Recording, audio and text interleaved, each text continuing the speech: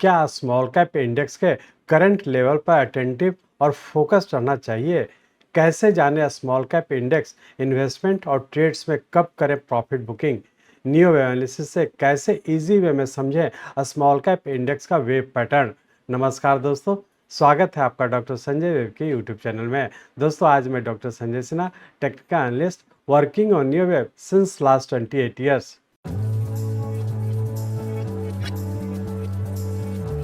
Start करने से पहले मैं समझता हूं कि आप लोग निश्चित रूप से डिस्क्लेमर को अच्छे से देखकर पढ़कर समझ लिए होंगे। इस चैनल पर दिए गए सभी कंटेंट एजुकेशनल पर्पस से बनाए गए हैं और इसका उद्देश्य किसी भी प्रकार की एडवाइस या रिकमेंडेशन करना नहीं है। हम सेबी रजिस्टर्ड फिनेंशियल एडवाइजर नहीं है, इसलिए हम आपको स्ट्रिक्टली सलाह देते हैं कि अपने प्रोफेशनल के कंसल्टेशन के बिना आप कोई भी डिसीजन फिनेंशियल इन्वेस्टमेंट, ट्रेडिंग या कुछ भी ना करें। कुछ भी प्रॉफिट या लॉस होता है तो उसके लिए रिस्पॉन्सिबल आप खुद होंगे। जुलाई मंथ में स्मॉल कैप इंडेक्स पर हमारे वीडियो स्मार्ट चॉइस, कम कीमत, उच्च रिटर्न्स में हमने रियल टाइम चार्ट पर बड़े डिग्री वेव लॉन्ग टर्म से छोटे degree wave very short term को घटते क्रम में देखते हुए हमने लॉन्ग पोजीशन क्रिएशन का राइट टाइम प्रेडिक्ट किया था। आप सबने new wave analysis, the most advance technical analysis method के यूज से बम्पर प्रॉफिट लिए होंगे। अब इस वीडियो में जाने कि स्मॉल कैप इंडेक्स में प्रीवियसली मेड लॉन्ग पोजीशन में सही समय पर कहां प्रॉफिट्स लॉक करें। दोस्तों, small cap index short term और वेरी शॉर्ट टर्म के राइज को लगभग कंप्लीट करने को है। हम वेब और उसके सबऑर्डिनेट वेब पर चर्चा करेंगे। हम पैटर्न कंफर्मेशन समझने पर जोर देंगे। जानिए बुक प्रॉफिट ऑन राइज को सुटेबल प्लेस पर अप्लाई करना। हमारे साथ इजी वे में स्मॉल कैप इंडेक्स के वेब का लेवलिंग और एनालिसिस जाने। इस वीडियो में हम वेब पैटर्न को समझेंगे। हम स्मॉल कैप इंडेक्स में आर्ट ऑफ परफेक्ट टाइमिंग को उजागर करेंगे।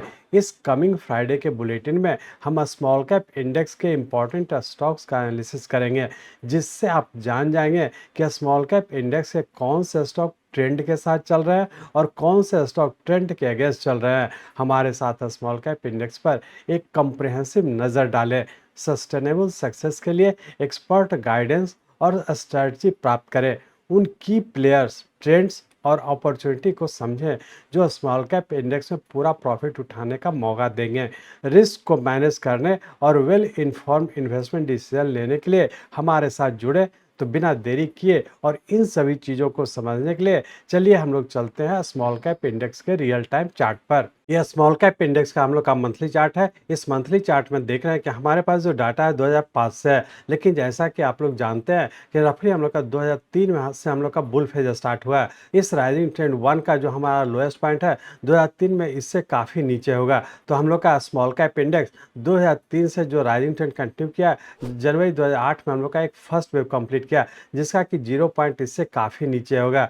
और उसके बाद यहाँ से हम लोग का करेक्शन में इंटर किया, जिसके तहत देख रहे हैं कि जनवरी 2008 के बाद जब करेक्टिव फॉल के तहत नीचे का ये और ये करेक्टिव वेव बी जो कि जनवरी 2018 में कंप्लीट करके सी वेव के फेल्योर के टर्म में हमारा यहाँ पर मार्च 2020 में करेक्टिव सी वेव पूरा किया। इस तरह से हम लोग कह सकते हैं कि जनवरी 2008 से लेकर के मार्च 2020 में रफली 12 साल का हम लोग का एक करेक्टिव फॉल था, जिसके तहत हम लोग का ये फ्लैट पैटर्न का फॉर्मेशन हुआ, जिसमें कि हम लोग यहाँ पे देख रहे हैं कि बी वेव हम लोग का स्ट्रॉन्ग बी वेव है, जबकि सी वेव हमारा फेल्योर है। तो इस तरह से हम लोग कह सकते हैं कि जनवरी 2008 में हम लोग का फर्स्ट वेव कंप्लीट किया, जबकि सेकंड वेव हमारा मार्च 2020 का कंप्लीट किया, जो कि उससे बड़े टाइम फ्रेम का सेकंड वेव था।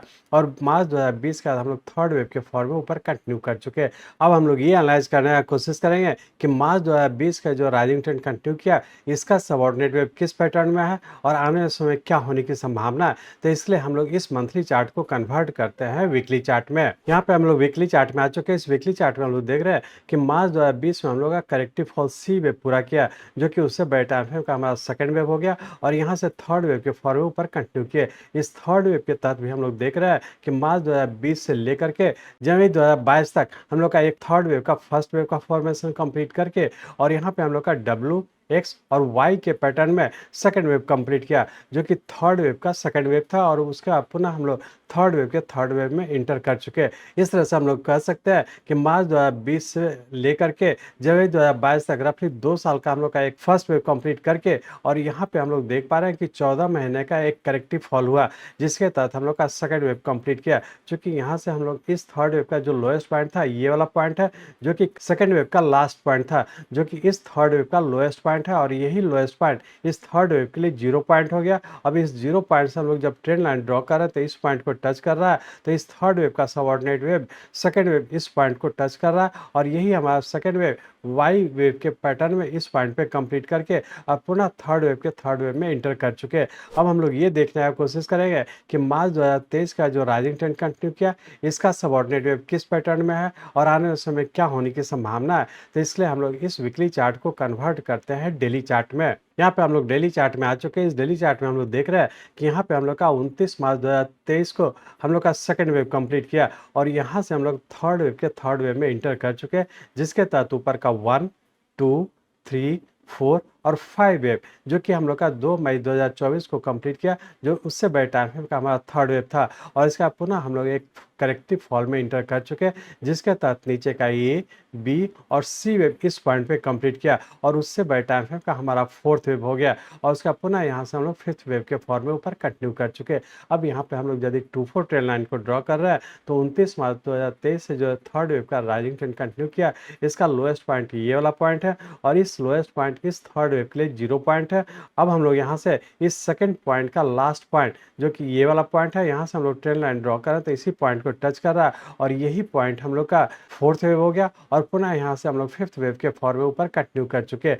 यहाँ पे हम लोग का price wise correction fourth wave के फॉर्म में पूरा करके और पुनः फिफ्थ वेव के फॉर्म में ऊपर कंटिन्यू कर चुके हैं, जिसके तहत ऊपर का 1 और 2 यहाँ पे हम लोग का करेक्टिव फॉल के तहत नीचे का ए, बी और सी वेव के फॉर्म में इस पॉइंट पे कंप्लीट किया, और उसका पुनः हम लोग थर्ड वेव इस पॉइंट पे कंप्लीट करके यहाँ पर फोर्थ के वेव के सबऑर्डिनेट वेव ए, बी और सी वेव इस पॉइंट पे कंप्लीट किया, और उसका यहाँ पे हम लोग देख पा रहे हैं कि फिफ्थ वेव पूरा करके पुनः नीचे की ओर कंटिन्यू कर चुका। इस तरह से हम लोग कह सकते हैं यहाँ पे हम लोग का फोर्थ वेव पूरा करके फिफ्थ वेव के फॉर्म में इस पॉइंट पे पूरा किया, उससे बड़े टाइम फ्रेम का हमारा थर्ड वेव कंप्लीट किया, और उसका यहाँ पे हम लोग करेक्शन में इंटर कर चुके। अब हम लोग ये एनालाइज करने की कोशिश करेंगे कि यहाँ पे फिफ्थ वेव के बाद जो नीचे की ओर कंटिन्यू किया, इसका सबऑर्डिनेट वेव किस पैटर्न में है। तो इसलिए हम लोग इस डेली चार्ट को कन्वर्ट करते हैं आवरली चार्ट में। यहाँ पे हम लोग आवरली चार्ट में आ चुके हैं। इस आवरली चार्ट में हम लोग देख रहे हैं कि यहाँ पे हम लोग का फिफ्थ वेव कंप्लीट करके, जो कि बड़े टाइम फ्रेम का हमारा साइकिल डिग्री का थर्ड वेव था, और उसका पुनः हम लोग यहाँ पे करेक्शन में इंटर कर चुके हैं। अब यहाँ पे हम लोग देख रहे हैं कि यहाँ पे हम लोग का फिफ्थ वेव कंप्लीट करने के बाद नीचे का करेक्शन के तहत नीचे का 1, 2, 3, 4 और फिफ्थ वेव के फॉर्म में नीचे कंटिन्यू है। तो हम लोग ये कह सकते हैं कि यहाँ पे हम लोग का cycle degree long term, medium term, short term और वेरी शॉर्ट टर्म सभी टाइम फ्रेम का पूरा होने की संभावना है। क्योंकि यहाँ पे हम लोग देख रहे हैं कि यहाँ पे हम लोग का छोटे टाइम फ्रेम में पैटर्न कंफर्म नहीं किया, लेकिन उससे बड़े टाइम फ्रेम का पैटर्न कंफर्मेशन होने की संभावना है। तो यहाँ पर केयरफुल रहें और ध्यान रखेंगे कि जब हम लोग का यहाँ से नीचे का पैटर्न कंफर्म किया तो फिर से नीचे कंटिन्यू हो जाने की संभावना है। तो हम लोग ये कह सकते हैं कि यहाँ पे हम लोग का एक साइकिल डिग्री का थर्ड वेव पूरा करके लॉन्ग टर्म की बात करें तो हम लोग ये कह सकते हैं कि मार्च 2023 से जो राइजिंग ट्रेंड कंटिन्यू किया, जिसके तहत 3, 4 और फिफ्थ वेव इस पॉइंट पे पूरा होने की संभावना है, और उसका पुनः इससे भी नीचे आ जाने की संभावना है। तो हम लोग ये कह सकते हैं कि साइकिल डिग्री का थर्ड वेव पूरा करके फोर्थ वेव के फॉर्म में इंटर होने की संभावना है। लॉन्ग टर्म की बात करें तो लॉन्ग टर्म में हमारा जो राइजिंग ट्रेंड कंटिन्यू था, ये भी हम लोग का थर्ड वेव पूरा करके नीचे कंटिन्यू होने की संभावना है। यदि मीडियम टर्म की बात करें तो मीडियम टर्म भी हम लोग का फोर्थ वेव, जो कि 4 जून 2024 से राइजिंग ट्रेंड कंटिन्यू किया, ये भी पूरा होने की संभावना है।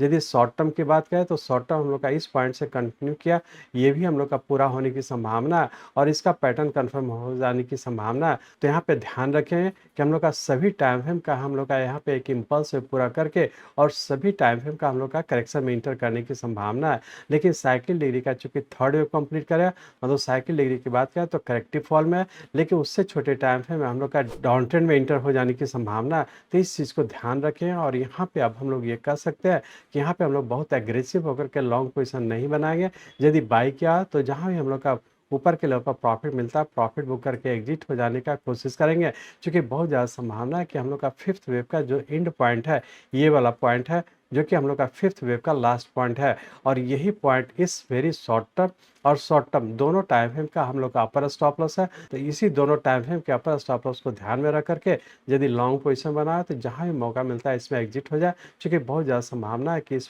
फोर्थ वेव का जो लोएस्ट पॉइंट है, जो कि हम लोग का रफली 15,000 के पास है, यहाँ तक भी आने की संभावना है। और इस चीज़ को ध्यान रखेंगे कि यहाँ पे लॉन्ग पोजीशन बनाने का कोशिश नहीं करेंगे जब तक कि अपर स्टॉप लॉस ब्रेक नहीं करता है।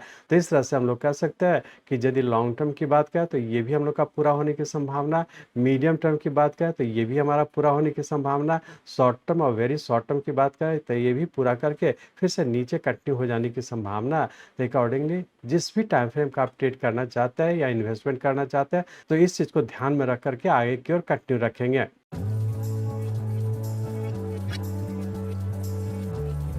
मैं चाहता हूं, मेरे जीवन का लक्ष्य है कि नियो एनालिसिस के नॉलेज से इस मार्केट में कोई भी लूजर ना हो। इसको आप सीखें, लोगों को सिखाएं, लोगों को मदद करिए। हमारे साथ जुड़े रहने के लिए, आज के वीडियो को ध्यानपूर्वक अटेंड करने के लिए, इसे दूसरों तक पहुंचाने के लिए आप सबका हृदय से बहुत बहुत धन्यवाद। जय हिंद।